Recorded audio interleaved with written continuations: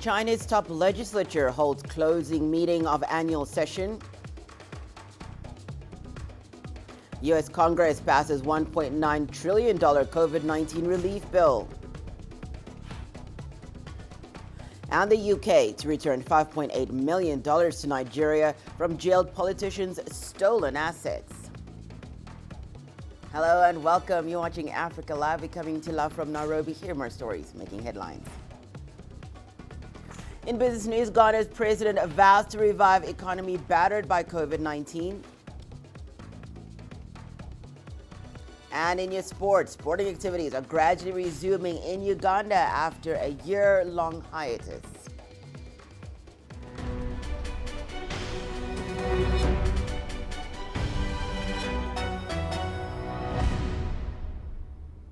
China's top legislature, the National People's Congress, has held the closing meeting of its annual session. President Xi Jinping and other Chinese leaders attended the meeting at the Great Hall of the People in Beijing. Lawmakers at the NPC have adopted the outline of the 14th five-year plan for national economic and social development. They've also approved a number of resolutions, including the amendments to the organic law and procedural rules of the NPC and a decision on improving the electoral system of the Hong Kong Special Administrative Region. Well, Chinese lawmakers have been deliberating a draft decision on improving Hong Kong's electoral system. Current and former leaders from the city have expressed support for the principle of patriots administering Hong Kong. That's a precept at the heart of changes to the electoral system in the Special Administrative Region. The improvements only seek to ensure that it is patriots administering Hong Kong. And it is only when that is assured, then we could ensure the stability and prosperity of Hong Kong. We could effectively safeguard Hong Kong as our constitutional order under the Basic Law. And we could also effectively resolve those deep-seated problems in Hong Kong and achieve Hong Kong's prosperity and stability. No society, either a region or a sovereign country, would allow individuals who dash off to other countries, collude with foreign forces, and harm their own country and society to be part of the governing body. Our reporter Zhu Dan spoke with Hong Kong's Secretary for Justice on the next steps for the electoral changes and the rationale behind the move. There will first be the decision of the NPC, which we expect to be coming soon. And thereafter, the National People's Congress Standing Committee will look into the amendments that is necessitated in Annex 1 and Annex 2. Insofar as the government is concerned, the government of Hong Kong SAR is concerned, we will do our best to try and explain the decision and to try and ensure that people understand that it is actually for the better good of Hong Kong and for Hong Kong to move forward under the one country, two systems, that this improvement on the electoral systems has to be made. And then once the amendments to Annexes 1 and 2 are provided, there will be need for local legislation to be put in place so that the laws can be implemented locally in Hong Kong. When we talk about patriots administering Hong Kong or governing Hong Kong, I think it is a basic fundamental of any society that it would be the patriots who should be handling the political structure and administering the relevant bodies, because in anywhere in the world when two persons are competing for a seat in a parliament or their legislature, they would show how patriotic they are, and the more patriotic person will likely get the seats, and that I think is a general theme of election. Hong Kong's Secretary for Security, John Lee, has shed light on what the city's future could look like after the changes in the electoral system. Well, definitely, we will begin a new era of proper governance, building Hong Kong constructively, and then addressing old, long-lasting, difficult questions. In the past, we couldn't do that because when you introduce a legislation or policy, then the intention was to paralyze it regardless of the merits or demerits of the policy. The intention is to spread the hatred, the blow up the differences and create the animosity between the two systems and also between Hong Kong SAR with the central government. Now we can declare an end to that, which is a period of destruction and damage. We can now begin the era of really addressing the difficult issues. The challenges to the Hong Kong SAR government will be big, because now is a time we have to be very serious about ensuring proper policies are made. Previously, one of our policies is to stop the destruction. But now, one clear, important task for us is rebuilding Hong Kong, construction, problem solving. So we now will have to be really get a good solution for the place, such as housing, social welfare, education, and all these, developing Hong Kong as it should be allowed to develop. So it is important that we will be able to face up to challenges when all these problems are very difficult. They must be very difficult questions, and that is the reason why they have been there long and remain unresolved. We have to be courageous enough to take up to the challenges, explain our rationality in our formulation of policy, and of course, hearing different views and opinions, and then come to a good plan for Hong Kong. That is not an easy task, but it is a task we will be gracefully and happily and honorably take up, because I believe all officials who join the government has the main aim of trying to do something for society. Previously, we couldn't do it because they just push it down for their own political reason. Now is the time that we don't have to think too much about people sabotaging it for the sake of sabotaging it. So we have to really think of good, possible, workable solutions. But I'm sure that all government officials will admirably, will honorably take up that task. And that is the intention and our aim of joining the government.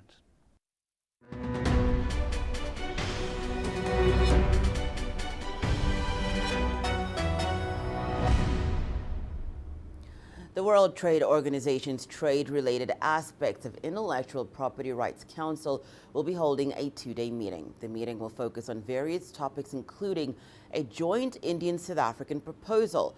The proposal pushes for a temporary intellectual property waiver on equipment, drugs, and vaccines related to the COVID-19 pandemic.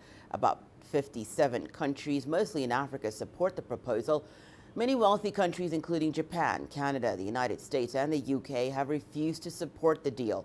They argue that intellectual property barriers are not as big an obstacle to vaccine access as manufacturing capacity. Well, tens of millions of Americans are now one step closer to receiving the latest round of stimulus relief checks. That's after the House of Representatives passed the $1.9 trillion COVID relief bill. The package is now awaiting President Biden's sign-off. CGTN's White House correspondent Nathan King reports. The motion is adopted. It's a really big deal. At nearly $2 trillion, it's the biggest stimulus, even bigger, studies say, than in the Great Depression era of the New Deal. It sends $1,400 checks to millions of Americans, extends federal unemployment money, changes the tax code to help poor families with children, and targets hundreds of billions of dollars in aid for state, local governments, healthcare, and COVID relief. It's a huge victory for Joe Biden in his first 7 weeks as US president, and for Democrats in Congress who hold power and now the purse strings in Congress. This is a momentous day in the history of our country because we have passed historic, consequential, and transformative legislation. It passed, as it did in the Senate, along party lines. Not the bipartisanship President Biden says he was looking for, but the White House says it was bipartisan because most of the country wants it, as well as many Republican state governors. the so-called relief bill. The Republicans complained this is not a COVID relief bill, but a wish list of democratic and progressive priorities rammed through with little debate. I think this is actually one of the worst pieces of legislation I've seen pass here in the time I've been in the Senate. We believe that the American people need to learn more and more about it. And we're going to see that they do that in the coming months as we talk repeatedly about the provisions in the bill that the Democrats do not want to discuss. President Biden will take a victory lap on Friday as he signs the bill into law, one of his key priorities passed in his first 50 days in office.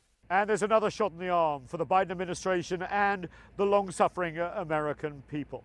Joe Biden announcing that 100 million extra doses of the Johnson & Johnson vaccine will be available before the summer.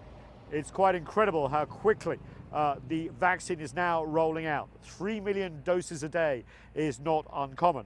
And while we have to worry about the virulent variants that are still spreading across this country, hospitalizations are down, deaths are down, and after a year of real worry and record deaths and cases in the United States, there may be light at the end of the tunnel. Nathan King, CGTN, at the US Capitol. Well, let's not take a short break. More news when we return.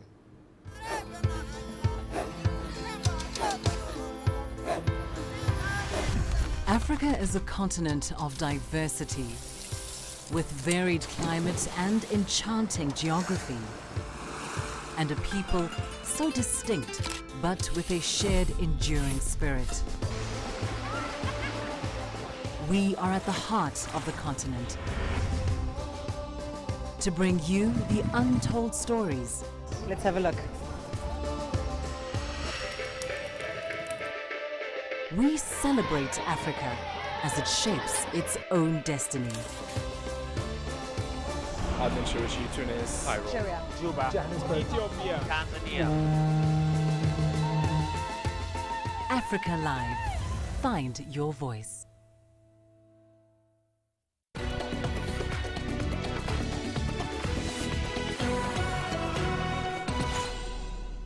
Welcome back. You're watching News Making Headlines right here on Africa Live.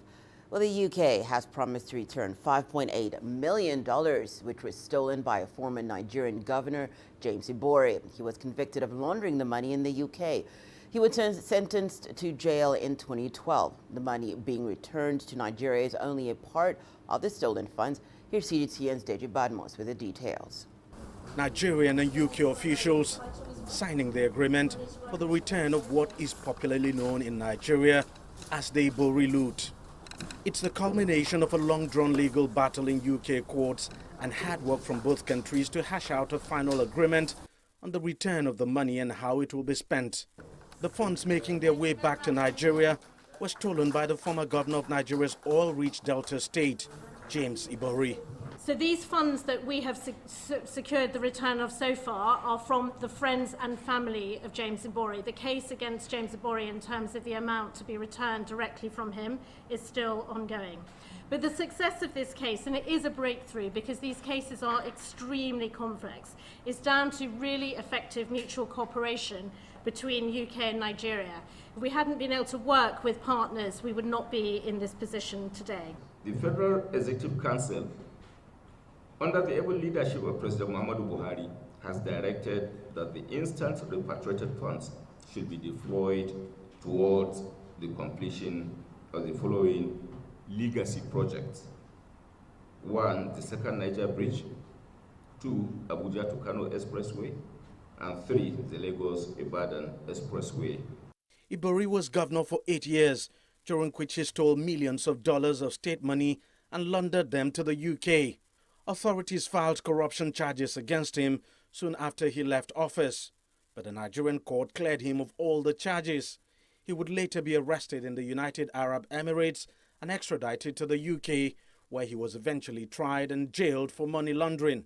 He has since returned to Nigeria after completing a jail term of 13 years. James Ibori, as a former governor of Delta State, while even in prison in the UK, was controlling the political machinery of Delta State. and now in the state is still in full control. A controversy is already brewing over the authority of the federal government to spend the money. Lawmakers from Delta State are insisting the money should be returned to the state. But many civil society groups say, should that happen, the money will eventually end up in the hands of James Ibori, who still wields enormous political influence in that state. The money itself is being expected in the coming weeks. Deji Badmos, CGTN, Lagos, Nigeria. Well, Cote d'Ivoire's President Alassane Ouattara has announced the death of his Prime Minister Hamed Bakayoko. Bakayoko is said to have died of cancer while undergoing treatment in Germany. He was flown to France on February the 18th for medical checks and later to Freiburg in Germany. Bakayoko was a former media executive who turned to politics. In the early 2000s, he acted as a negotiator between warring factions during a prolonged civil war in the country. The 56-year-old was also a close Ouattara ally. He was picked to be prime minister in July of last year following the sudden death of his predecessor, Amadou Gon Coulibaly. Prime Minister Hamed Bakayoko was seen as a likely successor to Cote d'Ivoire's president. Well, Ghana's President Nana Akufo-Addo has delivered his first State of the Nation address. In his speech, he pledged to transform the country's economy after it was battered by the coronavirus pandemic. CGTN's Nabil Ahmed Rafah reports from Accra. Hospitals will be designated. President Akufo-Addo's State of the Nation address comes after Ghana's Supreme Court unanimously quashed a petition challenging his legitimacy. The court declared that the petition filed by opposition candidate John Mahama lacked merit. The president says his focus now is to revive the economy after a downturn caused by COVID-19. Our overall economic growth rate for 2020 was reviewed downwards from 6.8% to 0.9%. This was done to reflect the impact of the pandemic. The fiscal responsibility rule of keeping a deficit within a threshold of 5% of GDP and a positive primary balance for every year was suspended in 2020 to enable fiscal operations to accommodate the impact of the pandemic. Ghana has begun its COVID-19 vaccine rollout and wants to inoculate 20 million people by the end of the year. The president hopes to create more jobs to support the country's economic recovery. Government expects economic activity, which has already picked up, to do so even further following the ongoing vaccination exercise and the easing of restrictions put in place to curb the effects of the disease. We expect GDP growth to rebound strongly this year to nearly 5%, above the IMF's 2021 January projection of 3.2% growth for Sub-Saharan Africa for 2021. President Akufo-Addo's State of the Nation address has received mixed reactions from legislators. I was particularly happy about the railway program and then the Buankra Inland Port, which of course many young people in Ashanti region are looking up to find jobs. He's creating the impression that everything is all right, but even the developed countries are telling their people times are hard, we have to do things differently. The president also outlined key infrastructure development he plans to undertake by the end of his mandate in 2024. It includes the expansion of roads across the country and improving access to healthcare delivery. President Akufo-Addo could struggle to get legislation passed during his second term in office due to Ghana's hung parliament. He will have to try and get support from the opposition party to make progress on key campaign pledges. Nabil Ahmed Rufai, CGTN, Accra, Ghana.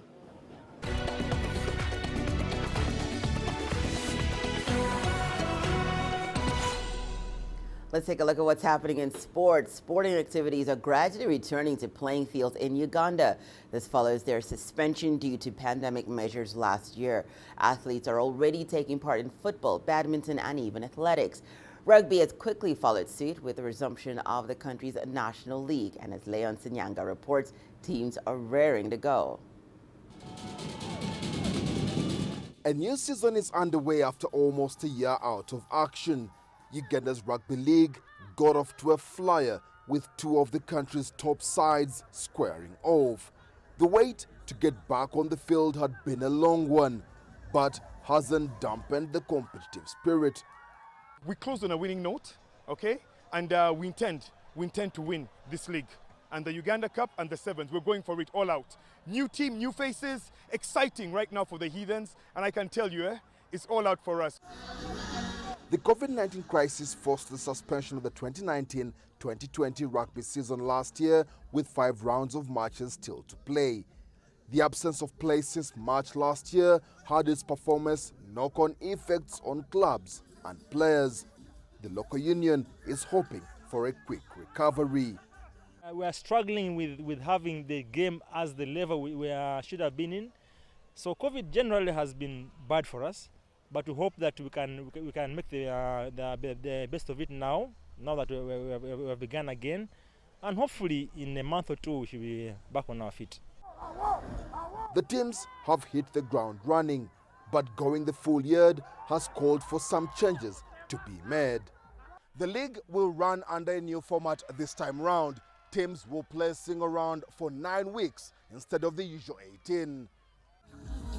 And that is getting clubs already working on tight schedules. Coronavirus health protocols are a major contributing factor. The post-COVID circumstances, we don't have much option because it's quite expensive running a league in these times. We have had to test all our 40-man squad, test all the team. We have to keep taking temperatures. So it's really costly to have an 18-game league. For now, the limited number of 200 fans per game are getting a taste of normality. While for the teams, it is all about keeping their eyes on the prize for the season's top owners. Leon Sanyange, CGTN, Kampala, Uganda. Well, that's it for this edition of Africa Live. Remember that you can send your feedback to the contacts on the screen and follow us on digital media platforms. From me, Hannah Viviers, and the rest of the Africa Live team, thank you so much for watching. We'll see you again next time.